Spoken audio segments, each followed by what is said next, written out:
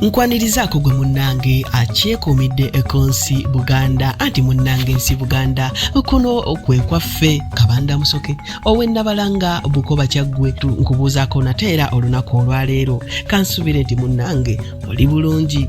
Olunaku olwaleero ekika eky'Obutiko kyenkuletedde olunaku olwaleero akabbiro k'Abobutiko munnange Butiko bwa Namulondo ke kabbiro k'Abobutiko ate nga omukulu w'ekika ye Gunju ebukalango wali mu Busiro. Omutaka Gunju wali ebukalango mu Busiro yakulira ekika ky'Abobutiko. Sikulwise eyo gino gy'emibala egikubwa mu kika ky'Abobutiko.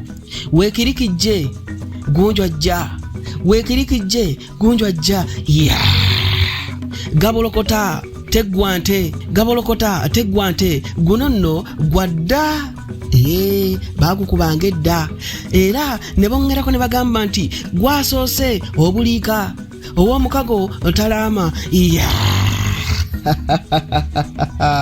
Kati nno guno gwa kajugujwe n'ab'omusigalye gwatandikibwa kajugujwe musiitwa gwe gwanno okugamba nti gwasoose obuliika ow'omukago talaama.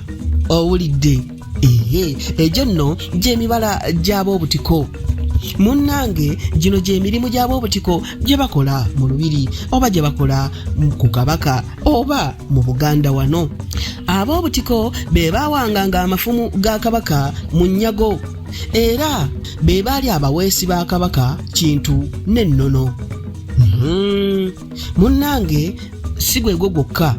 Lwabiriza Ekatolingo ye yajjanga akaba ka Kabaka ku mutwe ng'ebinyomo bimaze okulyako ennyama. Owulidde?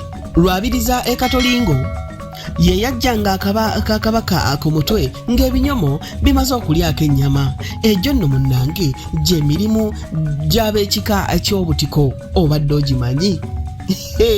Ebyo nno n'ebirala obisanga wano ku nsi Buganda anti munnange nsi Buganda kuno kwe kwaffe.